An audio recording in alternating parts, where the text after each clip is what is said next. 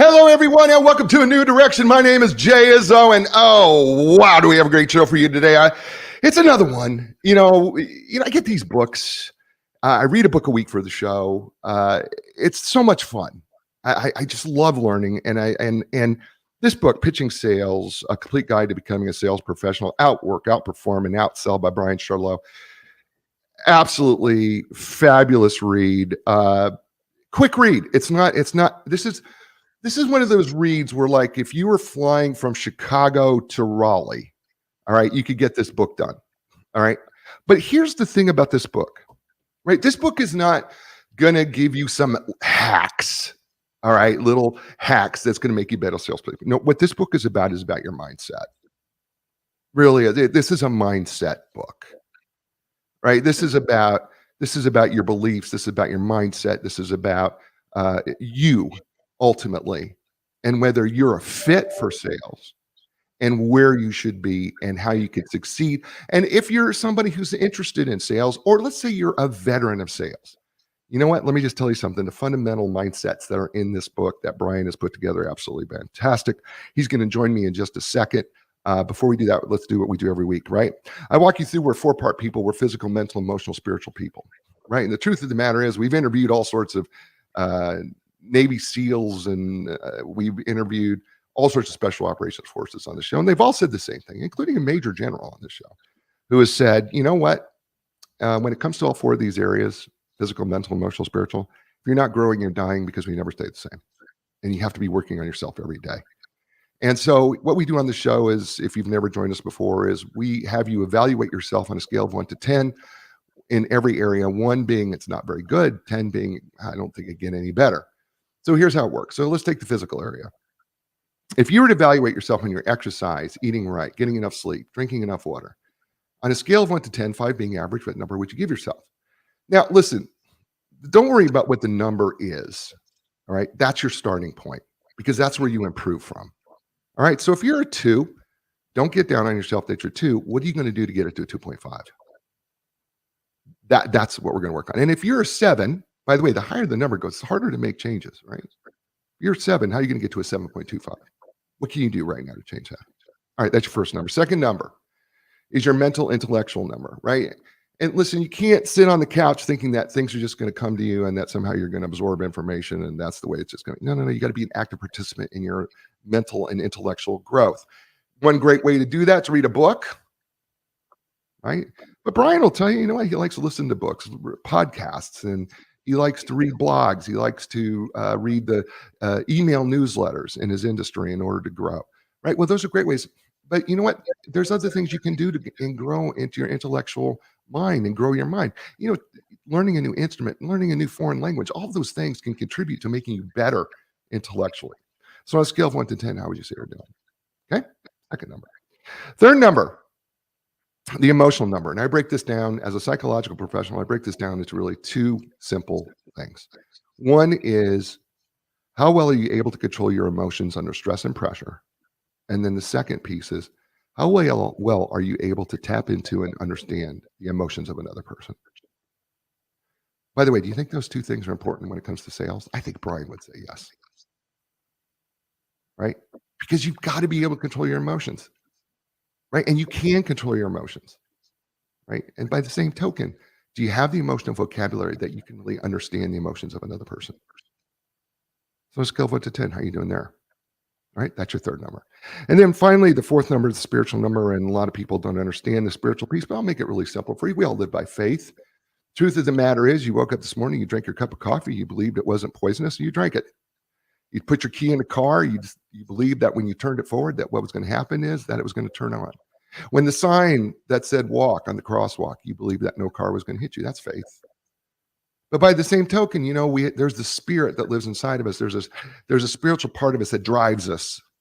Sometimes we call it the spirit, the human spirit, right? And then there's this other part. What brings you back to a place of peace in the midst of your chaos, or joy in the midst of circumstances? Is it God? Is it nature? Or is it something else? And the question is it working for you? In a scale of 1 to 10, how's that number for you? Those 4 numbers are like the air in the tires of your car. You know, if one air in the tire of your car is low, what happens? Right? Well, the car is going to veer. It's not going to work right. It's not going to roll right. It's not going to do the things that you want it to do. By the same token, if all four tires are too low, what happens is over time, you're going to ruin the car. Well, speaking of someone who's got his tires all at the right level, his name is Brian Charlot. He is the founder of Pitching Sales Consulting. He is a seasoned sales professional with more than a decade of experience in the sales industry, ranging from software to construction. Through his experience, he's learned countless lessons, gained firsthand knowledge of the challenges that sales professionals face when establishing themselves in this particular competitive field. His primary mission is to help sales professionals, both those new to the profession and those struggling to succeed in their career, by providing people with insights and strategies. His desire is to foster a new wave of sales professionals who not only progress, but excel. His first book is Pitching Sales, A Complete Guide to Becoming a Sales Professional. You can learn by going to pitchingsalesconsulting.com.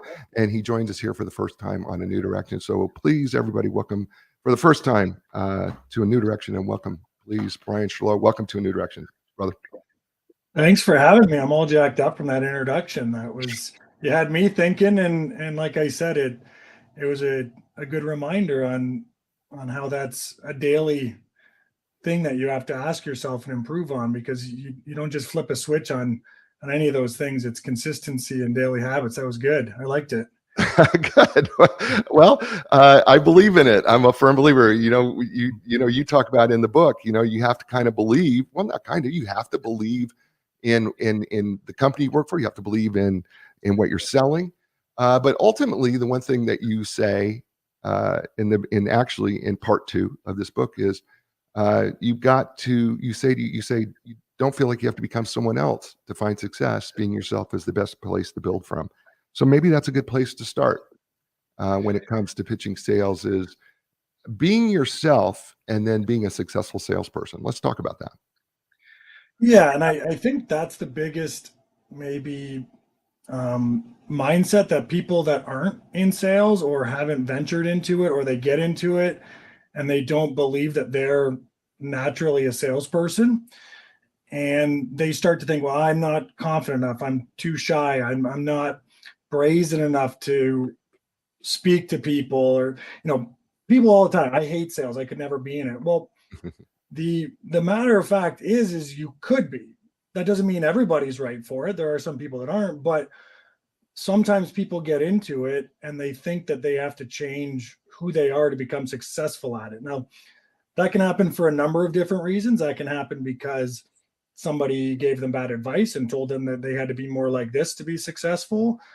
Maybe they ran into somebody, they knew somebody else that's in sales, like, well, I know that person's successful at sales, so maybe I'll try to mirror that. And then you just start to confuse, like this career is hard enough as it is. When you start trying to change who you are fundamentally at the same time, it's not a recipe for success. So the biggest thing advice I always give is it doesn't matter who you are. Start there, find out what your strengths are, because everybody has strengths. Find out what your weaknesses are, things that you can improve on, and use that as your base. That's your foundation now.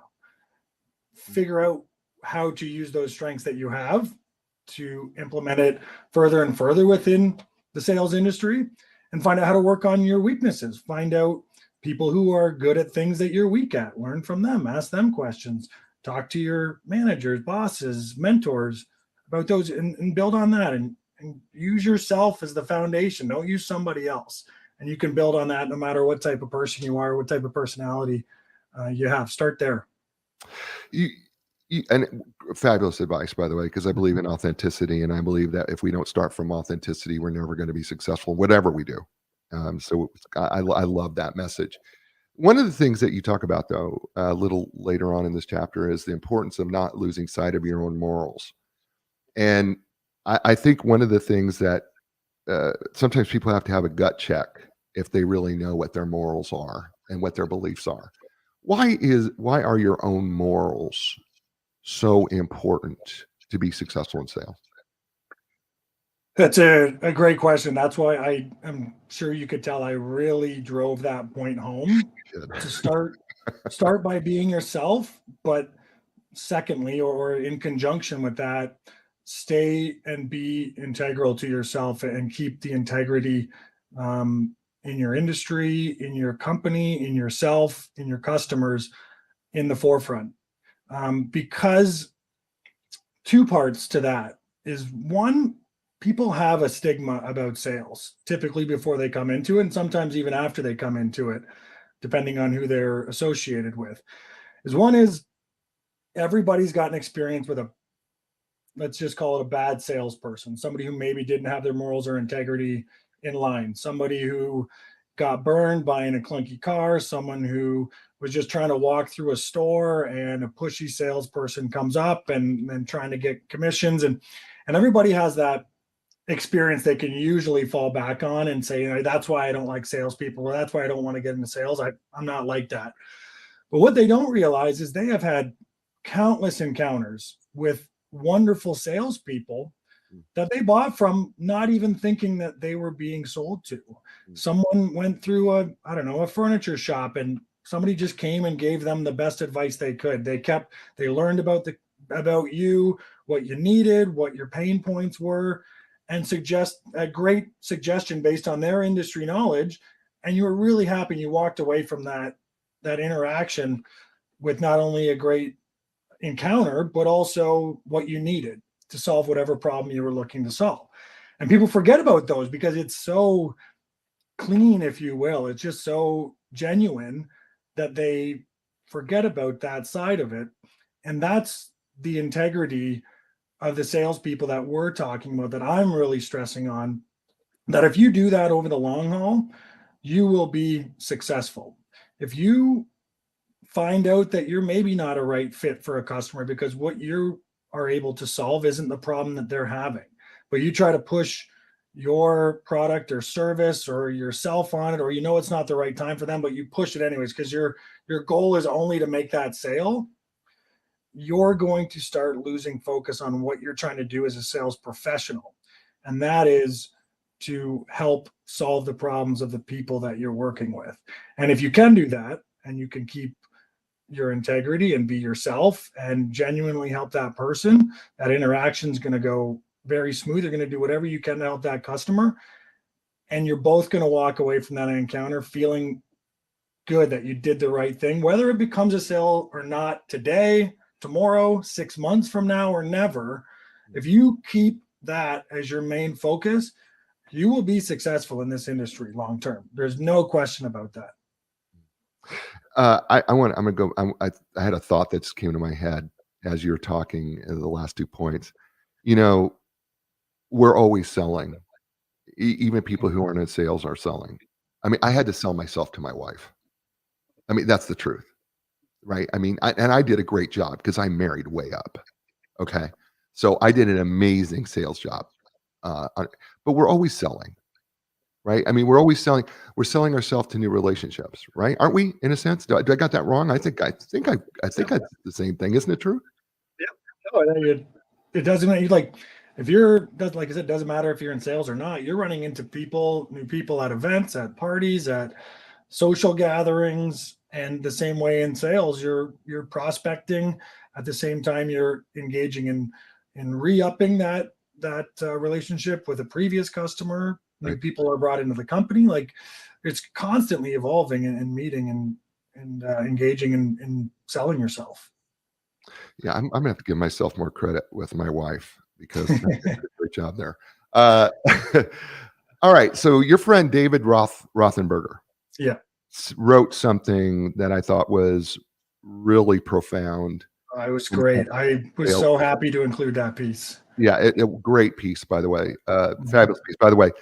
Buy the book because he not only has the shortened version, he's got this lengthy version that David Rothenberger wrote. And if you're interested in sales, I'm just telling you, read that because it's powerful. And here's what he says. And I'm not going to read the whole thing, but I'm just going to read the basic premise. Time does not equal money when it comes to sales. Let's just pull a little bit out of that because he makes a number of great points.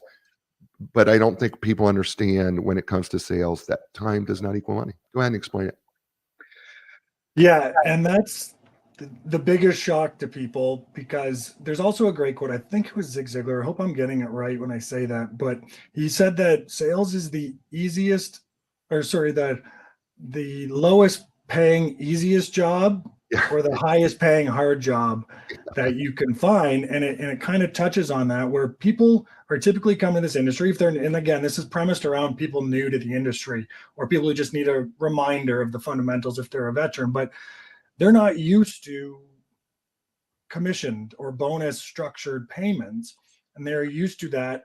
I go to work for 8 hours and I make $20 an hour. After tax, I make this much money. Right. Simple as that. Doesn't matter if no one's paying attention. I clock in, I clock out. I can plan how much money I'm going to have by the end of the month. I know how to forecast and, budget, if you will. In sales, that gets totally thrown out the window. And if you're competitive and that drives you, it's the best. That's why it's the best possible career. I touch on why I love this career so much. And that's one of the reasons is that the time and effort that you put into this career pays off if you continue with the consistency and that drive and learning and growing and evolving and becoming that better and better sales professional.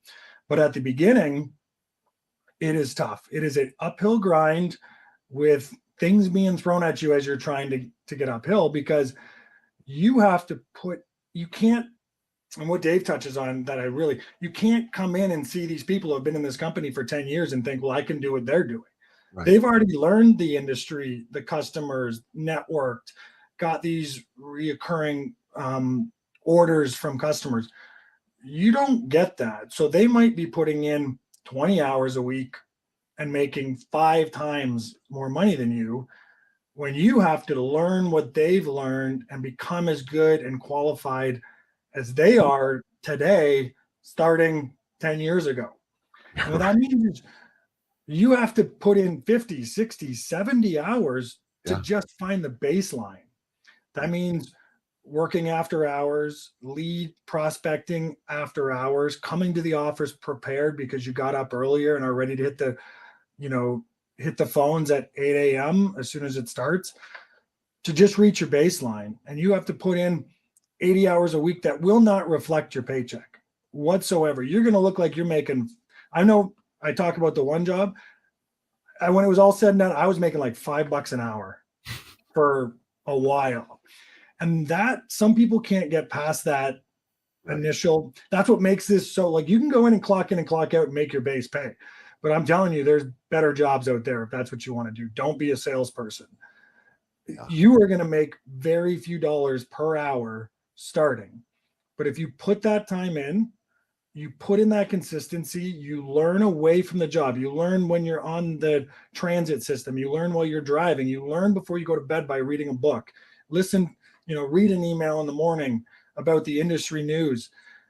These are the things that once you finally flip that switch and you really start to understand it, you can make, an endless amount of money for fewer hours if you want, or you can make even more money with just the same amount of hours. Like it's wonderful once you're on the other side of it, but man, getting there can be tough. And that's just I just wanted to give people a dose of reality coming into it. Right. That don't think you can just walk in here, put in the 40 hours and think you're going to walk away with these massive commission checks, because it just doesn't work that way when you start. No, it doesn't work. And what people don't understand is they don't understand that initially up front that it's just going to require more of you to be successful.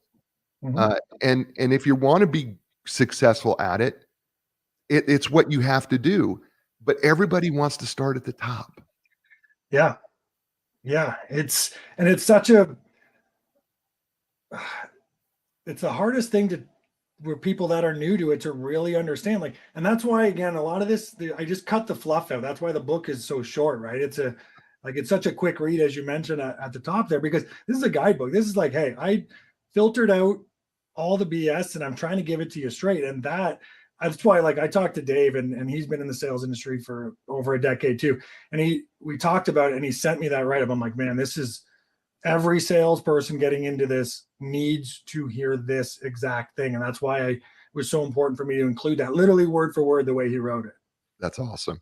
His name is Brian Strollo. The book is called Pitching Sales, A Complete Guide to Becoming a Sales Professional. It's absolutely outstanding. We're just getting started. You're listening to him here on A New Direction. Hey, folks, whether you're recovering from an injury, surgery, suffering everyday aches and pains, maybe you're a professional athlete, listen, and you just want to perform better, the elite team at Epic Physical Therapy will provide you with a customized treatment plan tailored for your individual needs. So listen, when you're ready for your epic relief, your epic recovery, and your epic results, don't look any further. Go to epicpt.com. That's EPICPT.com. And Linda Craft Team Realtors for more than 38 years. You know what? They've been helping people transition in life. And you go, well, hold on. I thought they were a real estate company. Yeah, well, think about it. Every place you've ever lived has been a transition in life, right? And so, what do? Well, they've helped thousands of people make that transition easier.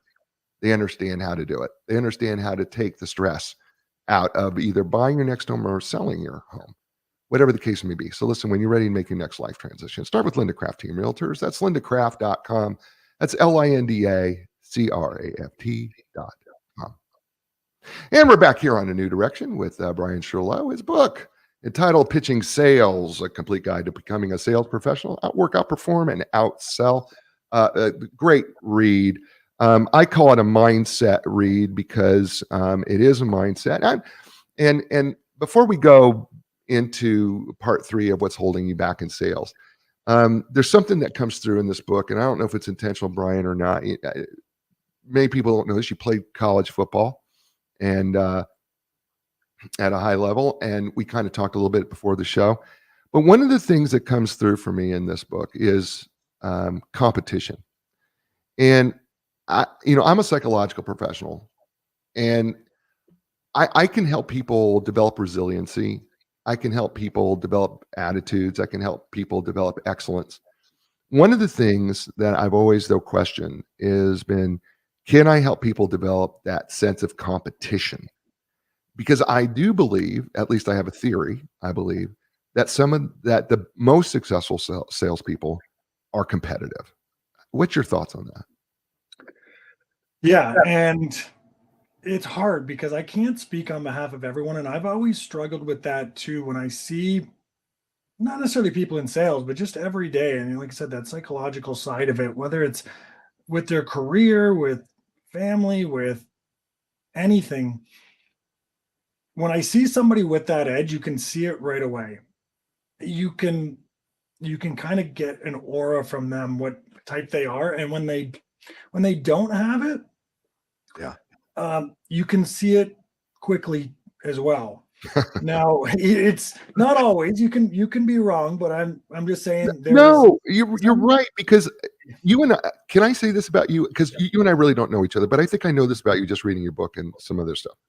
You and I hate to lose. Mm-hmm. Hate it. Mm-hmm. I mean, it's almost more intense than the joy of winning is hating to lose. Is that fair? Yeah, and that's where I don't know where you get that from, if it was developed or born, and I think that's the $1,000,000 question, and that's Right. that's what I really tried to touch on when I talked about that intrinsic and extrinsic motivation, and because I can't speak on behalf of everyone, but I do know that when I or someone typically that I know finds that core foundational motivation, it brings so much more out of them than if they're just like, yeah, I'll try that, I'll go for that. It's like, no, to get here, I need to accomplish this and I want to get there. Once that flips, you can't typically stop somebody, but finding it is tough. Right. And it just, like I said, and that's why I was trying to touch on it in a number of different ways throughout the book so I could resonate with different amount, because I know everyone's not wired like me. And again, they don't have to be successful at sales, but they need to find something. You can't just go into sales like, yeah, if I make the sale, I make the sale. If that person, if I'm middle of the pack salesperson, you can't provide for your family and yourself and all the things you want in life and find financial freedom without that. And that's what I was really trying to get at. But I also find it's up to that person to find out what it is. And I was just giving them some push in one way, whatever resonated with them Right. push them towards that. If you picked up on that or not, that's what I was kind of going for, because I know not everybody's like me, but I gave my own personal experience too, in case they were, and just trying to hit a different ways of going about it. Well, I think your friend, you know, says something. One of the statements he makes is, "No one cares how many hours you put in or the Mhm. volume of cold calls you made, and neither should you. You should care Mhm. about your victories. In the Yeah. sales profession, it is all about revenue." Well, if that doesn't speak to competition, I don't know what else it does. Yep. Yep. I mean, it really And does. that's and just so you know, just because he's wired like both of us, I played football with this guy, and I know that he's like that. And when I read it, like I could say, see him much like you kind of did to me at the beginning here with your opening. Like, just I bet you he was getting jacked up writing that, because he's that type of mentality. And again, you don't have to be like that, but if that gets you going, man, you're set to do well in this profession. Yeah. Let's talk about part 3, what will hold you back in sales. And I wanna just go through these, and then I want you to just kind of, expand on them a little bit, because I think one of the things that, uh, people, when they think of sales, they're gonna deal with this at some point, probably in the beginning, but I think a lot of salespeople still struggle with it. Let's talk through. First one is fear of rejection. That's gonna hold you back. Talk about fear of rejection, because that is a big one. And if you're new to sales, you have spent your whole life trying not to be rejected, whether it be in school, sports, relationships, any scenario you can think of. You aren't actively trying to find rejection. So you've found ways to avoid it. You found ways to, skirt it one way or the other. And sometimes you get hit, sometimes it's unavoidable. But in Right, sales, you're actively looking for it. You need to be told no way more than you're going to be told yes, especially at the beginning. So if you can't shake that original mentality, and it hurts the ego when you're like, oh, this is the perfect customer. They're going to love this. I researched their product, and we're going to save them all this money. And you pitch it to him, and the guy goes, oh, no, no, we don't want that. And you're like, what? Like, why? Like, he's like, no, we don't want it. And you're just like, oh. And your ability to recover from that is going to make the difference in your first 6 months of sales, because that exact thing is going to happen to you multiple times daily, depending on how many calls you're making in a day or what the industry is. That's going to happen to you all the time. And your ability to come in to a pitch or lead or cold call with that same enthusiasm and that same upbeat um, personality that you're looking to bring to this industry. If you can do that after being told no, pick up the call and pick up the phone and do that again and not let it bother you. The sooner you can do that, the sooner you can start working on other things to become better at this. But until you get over that, it's going to be a tough go. So I just want to tell people that right off the bat. Like, just face it, right. accept it, and move forward. But the only way to do that is to have it done to you. You can't teach that. You can't prepare for that. You just need to be told no and go, huh, okay, next guy, and go from there. So that's what I was really getting at. I'm like, if you're hesitant to pick up the phone after that, it's going to be tough for you. So just jump into it. Well, you have a great quote here. You said, "Remember, after you finish an interaction with an individual, they've already forgotten about you. Mm-hmm. Don't let their action reside with you either." And Mm-hmm. that's great advice right there.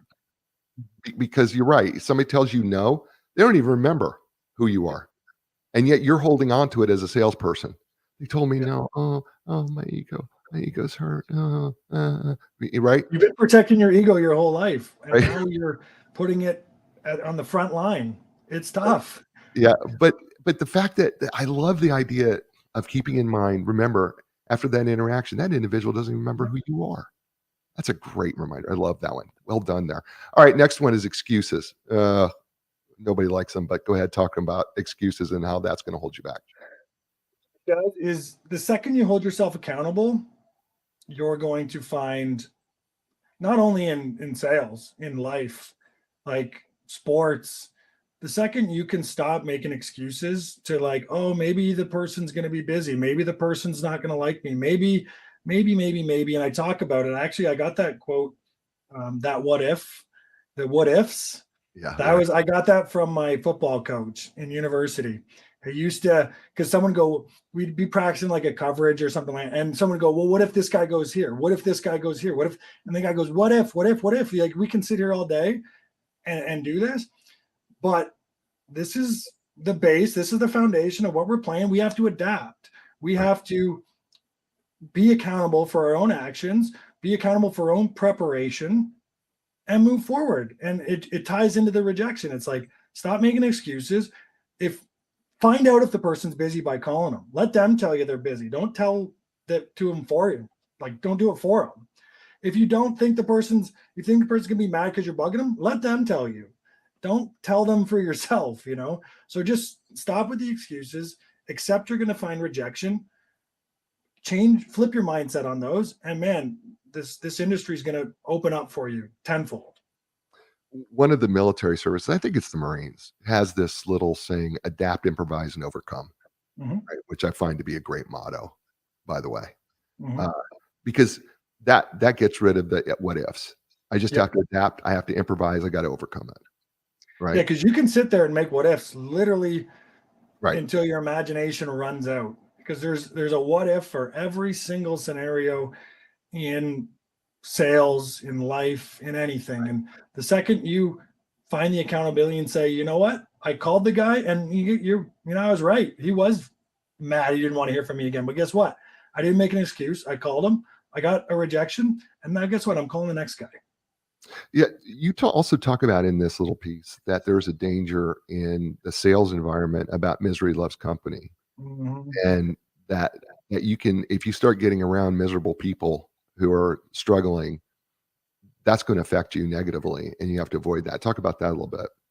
Yeah, I can't remember exactly how I worded it, but with regards to the misery love company, if you sit around a toxic sales environment for long enough, you'll wonder how anything got sold to anybody, because they can be like, well, this the stock is short, the Right. shipments are delayed, the people in logistics aren't getting back to us. Like, man, it's it's endless if you get around the people, and if you let that fill your head. And this is again why I put this stuff first, because if you start reading this after you've been in a toxic sales environment, it's tough to pull that out of you, because it starts to seed itself in your own thoughts. And those people are trying to bring you, because what they're trying to do is, once again, protect their own ego as to why they're not selling something. So they don't want you to be selling something. So if you come in, if they're like, oh, customers this and again, shipping that, and they don't have any sales, and you come in and you're like, yeah, I went out and I sold da da da, and they're like, oh well, then it's like, they're trying to protect themselves, and they'd rather see you not have any sales, because then they can give themselves an exterior excuse as to why it's not working, when realistically they're probably just not doing what they're supposed to be doing in their job. So you just have to protect yourself and watch out for it. All right, the next one you have is belief in the product or the service Mhm. that you're selling. Talk Mhm. about how important that is to can inhibit you from being successful. Yeah, and the reason why it can inhibit you is because if you don't believe in it, you are not going to go full all in into this company, into yourself. You're going to, we talked about at the beginning, your own integrity.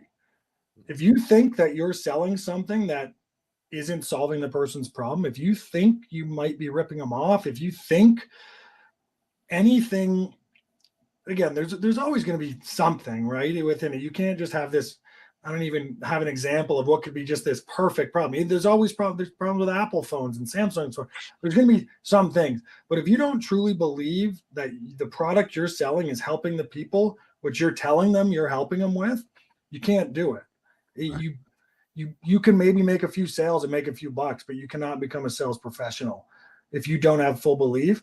And I talk about that, just like, you can find out 6 months in, you can find out, you can believe that it was that, and then find out, once you get behind the curtain and find out, hey, this is actually, we're ripping them off. More and more customers are coming saying it's breaking, it doesn't work, more and more problems. You can then maybe ask yourself, like, do I really believe in this? And if you don't, it's okay to pivot from that, or find something else that you believe in, because you need to have that if you want to have a sustainable, positive career, because that's going to eat away at your integrity if you don't believe in your product and you're still going out to market and selling it to people. It's just going to really hurt you long term. Well, I'm going to add to this, because you mentioned this in the book too, is that it's not just maybe about the belief in the product, but it's belief in the company too. Yeah, and that's it could be any way that they're selling it. It could be if they're promising something that they're actually not delivering. Like sometimes you can only be the salesperson, and there's a different side of it that does the servicing or the customer service or the follow-ups.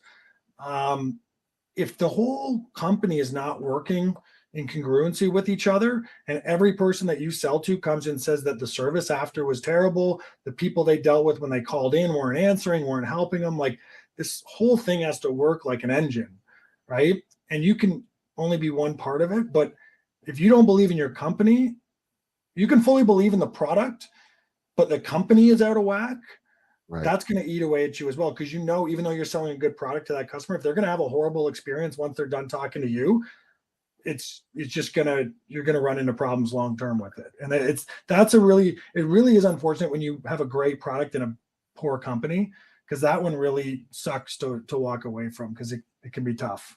Yeah. Next one you have is self-doubt. How does that keep you from being successful? That's a really tricky one, because and you can probably see how I wrote that. Like I try to give my own examples or references to it, but that's going to affect different people differently on what it is that's preventing them from getting going. And that's if they came into this and said, well, I'm not the right person for sales, I'm not the right personality for sales, and I have to change the way I am, kind of like what we talked about at the beginning. That really fuels into the self-doubt, because until you can get out of your own way, you can't reach that next level. You can accomplish those other things slowly and steadily, and that's great, because all these things have to be together and formal. You can't just get over rejection but make excuses, right? All these things need to be in order. And the last one is for you to get out of your own way and say, hey, I might not be the greatest sales professional yet, but I know I'm getting there. I know I'm doing the right things. I know I'm progressing properly, and I'm talking to the right people, and I'm keeping my integrity, and I'm being myself at the same time.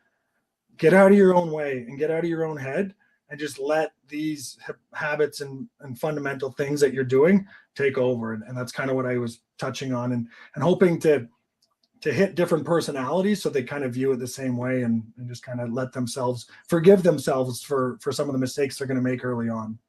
Well, I think we all experience imposter syndrome, Mm-hmm. right? When we get By started. releasing a book, if you really feel it, Right. You read it, but no one else has read it yet. You're like, damn, I mean, you experienced imposter syndrome, right? I mean, how long did it get you to really wrap your mind around the fact that you're an author? I don't know if I still have wrapped my mind around it. That's the crazy thing, is it lingers. But again, yeah, I try to practice what I preach in that book to it as much as I can. And the self-doubt to release a book on if I can help anybody coming into this industry ate at me. I would sit at it and be like, but then I just had to learn to get out of my own way. I had to trust what I was telling people, because it was own personal experience. It was people within the industry that were dealing with these same things. Right. And I gave it to them first to read, and they're like, you gotta get this out there, because it's going to help somebody. Yep. And once I came to terms with that, I got out of my own way and I just went for it. And that's exactly what people coming into this industry need to do as well, because there's going to be critics, there's going to be all kinds of things, but just let the process happen, right? So yeah, one of the things that you say in this section is about self-doubt is the only thing stopping you is yourself. Mm-hmm. And I think because nobody else can really stop you. You can listen to them, you can let it see. It's kind of like we were talking about with people, the misery loves company. You can let people stop you if you let them, but realistically, you can only stop yourself in the end if you make the decision to stop. But if no one else makes that decision and you keep moving forward, they can't stop you. Well, and I think the other thing you just said a few minutes ago is, I don't know how to do this yet. Mm-hmm. And I think that's the 3-letter word that people have to add to what they don't know. I don't know this. I don't know how to do this. We'll add yet, right? Because truth of the matter is, if we're in a constant learning mode, right, we can learn it. I mean, my favorite 4 words is I'll figure it out. Yep. Yep. You know, I may not know it, but I'll figure it out. And there's so many resources today compared to when we even started, not to age ourselves at all, but like there's so many more resources for somebody starting out now to figure something out that they don't know, whether it be in life or sales or their industry, whatever it is. Like, just again, forgive yourself for not knowing it yet, and then go figure it out. And if you have that right mindset, you will. Just give yourself that luxury of time and belief in yourself. His name's Brian Sherlow. The book is entitled Pitching Sales, A Complete Guide to Becoming a Sales Professional. You're listening to him here on A New Direction. Hey, folks, Epic Physical Therapy, my physical therapist. I think they should be yours too, by the way. Listen, you know that their facilities offer the most advanced top-line equipment, things like the Ultra G anti-gravity treadmill, the Normatec compression sleeves, Game Ready. That's just a few. There are trained and certified, most comprehensive cutting-edge treatments, things like blood flow restriction therapy, dry needling, cupping, and that's just a few. Listen, when you're ready for your epic relief, your epic recovery, your epic results, don't look any further. Go to epicpt.com. That's EPICPT.com. And Linda Craft Team Realtors for more than 38 years, helping people all over the world sell and buy homes because they help them transition in life. Listen, they've been around. They're independently owned and operated. They're not affiliated with any national company. So no matter where you live, they could find the best professional real estate person for you. So start with lindacraft.com. That's LINDACRAFT.com. And we're back here on A New Direction with my friend Brian Sherlow, Pitching Sales, A Complete Guide to Becoming a Sales Professional. Are you enjoying this, Brian, at all? I love it. I can, man, you're gonna have to cut me off because I love talking about this stuff, and because you just learn something new every conversation you have. It's great. Let's talk about let's jump into part 4, how to excel in sales. And you talk trial by fire, and you use a Navy SEALs quote, get comfortable being uncomfortable. So talk about why trial by fire is so important to excelling in sales. Because whatever you're going to face eventually. So you might as well just jump in. You might as well just expose yourself to it, because there's no avoiding it. You got to go through it. You can't go around it. You can't go over it. You can't go under it. So accept. Once you change your mindset to just accept, I'm going to get told no. I'm going to get hung up on. I'm going to get, passed up. I'm going to have a competitor swoop in and take a deal from me at the last minute. All of these things are going to happen to you. So just get going, jump on the ride and enjoy it. It's going to be a roller coaster. And if you stick with it, it's going to be the best career decision you've made if you put in that work and that effort that we've talked about here. But it's like anything. Start right away. Get on now because you got to get on eventually. So just go for it. The next one you have is you got to overcome the worst case scenario. Yeah. And that ties into the rejection and the what ifs. And I think that's the part that I actually talked about, the what ifs. The worst case scenario, you can sprinkle it any way you want. In sales, the worst case scenario is a no. They're not going to, if you knock on their door, they're not going to call the cops on you and get you hauled away, and your boss is going to have to bail you out, and they're going to deport you to a different country, and they're going to like the worst thing someone's going to do is just say no. And once you realize that, you get this aura of invincibility. Once you realize the answer is just no, then you can double your sales calls. You can double the amount of people. You can ask for more sales, because you might as well find out if it's a no earlier than putting 2 more weeks in because the person hasn't got back to you. Like, oh, I don't want to disturb him. Listen, he's going to tell you if it's a no, and you're sitting waiting for someone to get back to you for 2 weeks, it's probably a no. Okay. So just like, that's the worst case scenario. Again, they might swear at you. They might, they can't even hang up the phone hard on you anymore these days. They hit click. Like, how intimidating is that? Someone in the other line going no, and then clicking a screen. Who cares? So just Go ask the question, ask for the sales, ask the tough question that's going to make you a better salesperson long term. Don't be afraid to ask a tough question that's going to help you get the sale. And if that question it turns into a no, so be it. Call the next person. That's the worst case. You don't overthink it. I love that. Now, this next piece is a little bit longer. I will walk us through a little bit, but you say, and this is so important, create good habits outside of work. Mhm. And you have organization, and you spend a great deal of time talking about physical activity, which when it comes to sales, uh, looking at some salespeople, I don't know that that's as important as it should be. But you tell a story that the physical activity actually was a game changer for you, wasn't it, for sales? Yeah, that's why it was so. A lot of these things, I think you can tell when you're reading it that I lived it. That's Right. why it was so easy to talk about it because um, it's all these things. Like I said, for creating good habits outside of sales, outside of the office, I could have probably put 25 in there if you really got into it, but I didn't want to dilute it. And I wanted to stress on very important ones. And physical activity is one of them because it happened to me. And you mentioned about playing sports in college, university, football.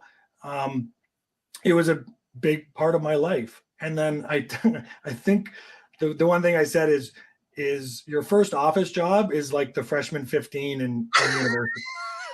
You become stagnant again, and I'm telling you, it's every single person, their first office job, they put on at least 15 pounds. I put on more. And because I was trying to do so many things, I was putting in so many extra hours, as we talked about what you have to do when you start, that physical activity took a back seat. I talk about sleep. Sleep took a back seat. Not Right. necessarily because I was trying to do so much, but also trying to have my social life and do all these things at once. These things took a back seat. And all of a sudden I was 25 pounds heavier a year later. And I'm like, what is going on? I got no energy. I'm at home. I'm not doing anything, but I'm also not sleeping or eating well. So, and I'm very specific to say too, the correlation is being physically active isn't going to make you a better salesperson.